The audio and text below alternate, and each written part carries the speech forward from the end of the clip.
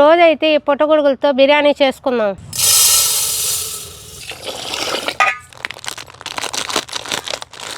పట్ట, లవంగా, జీడిపప్పు వేసేద్దాం.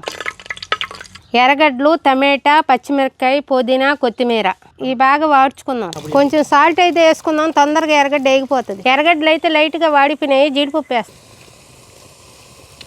అల్లం పేస్ట్,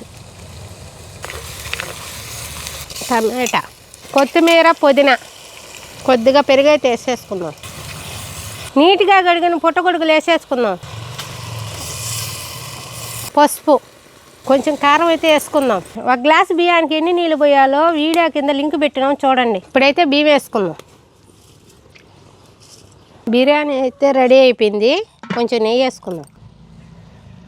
అల్లుడా, పుట్టగొడుగు బిర్యానీ ఎలా ఉంది చెప్పురా. సరే అత్త, తింటున్నానా. బాగా కాలిపోతున్నా, వేడి భలే ఉంది.